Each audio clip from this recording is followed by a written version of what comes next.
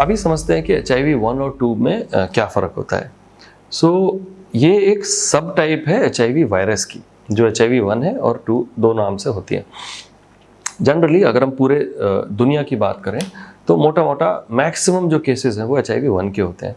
बहुत ही rare scenarios में HIV 2 का सब टाइप देखा गया है, और जो मेजॉरिटी HIV 2 के केसेस होते हैं वो मैक्सिमम अफ्रीकन कॉन्टिनेंट में है। वो जनरली वेस्ट अफ्रीका में देखा गया है जो HIV 2 के केसेस पाए जाते हैं।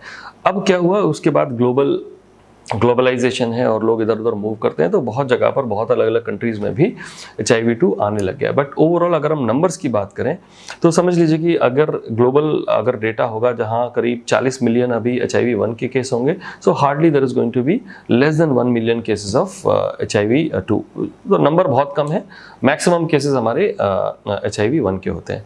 अब HIV 1 और 2 में फ़र्क क्या है? तो दो फ़र्क, अगर हम टेस्टिंग की बात करें और डिजीज़ प्रोग्रेशन की बात करें और समझें कि उसका प्रोग्रेशन क्या होता है और उसका इलाज में कोई फ़र्क है क्या।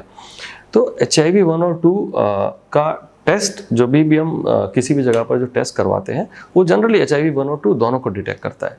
डुअल इन्फेक्शन का मतलब होता है किसी को HIV 1 और 2 दोनों हो सकते हैं, और कुछ जगह पर सिर्फ HIV 1 और HIV 2 अलग अलग इन्फेक्शन भी देखे गए हैं।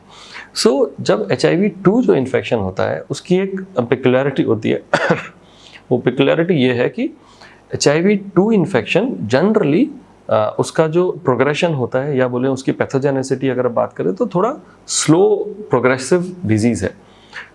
अभी होगा क्या कि वो उसमें जो वायरल रेप्लिकेशन होता है वो HIV 2 में HIV 1 के कंपेयर में कम होता है, नंबर 1। दूसरा, जो उसका CD4 डिक्लाइन रेट जो होता है किसी भी इंसान में, तो CD4 सेल्स क्या होती हैं? CD4 cells are immune cells. जो HIV वायरस है और CD4 सेल्स, ये दोनों आपस में लड़ाई करते हैं, तो CD4 सेल्स कम होती चले जाएंगी और डिजीज़ का प्रोग्रेशन बढ़ता चला जाएगा।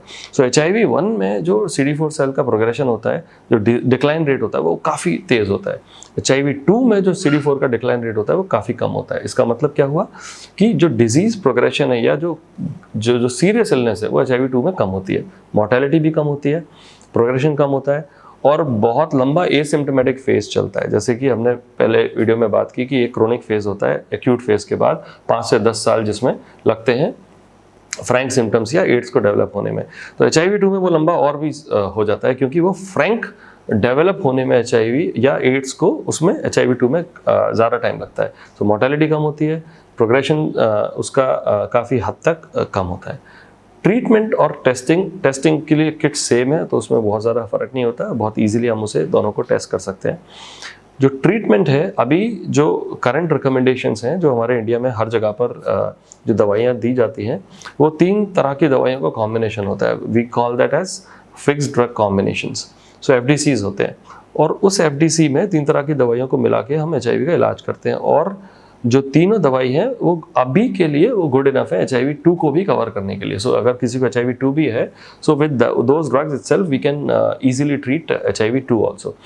कुछ दवाइयां हैं जहां पर हमें सोचना पड़ता है, जो तो HIV का जो इलाज होता है वो generally first line, second line, third line, इस तरह का ट्रीटमेंट हम बोलते हैं। मतलब कि फर्स्ट लाइन में जो सबसे पोटेंट दवाइयाँ हैं, जो लेसर टॉक्सिक हैं, जो इजीली दी जा सकती हैं, और जो हाईली पोटेंट है, जिनका रेजिस्टेंस नहीं होता HIV वायरस को जो म्यूटेट होने से रोकता है। These are very highly potent drugs. जो फर्स्ट लाइन ड्रग है वो अच्छी बात यह है कि वो HIV 2 के लिए भी उतना ही काम करती है। उसके बाद जो कुछ आने वाली सेकेंड लाइन, थर्ड लाइन में कुछ कॉम्बिनेशन ऑफ ड्रग्स होते हैं जहां पर हमें थोड़ा सोचना पड़ता है कि HIV 2 के लिए कौन सा राइट मेडिसिन दी जाए, but otherwise treatment is also quite simple in terms of HIV 2 as well. Thank you.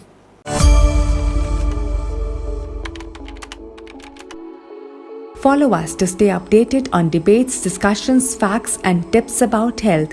Click on the subscribe button and the bell icon for latest updates.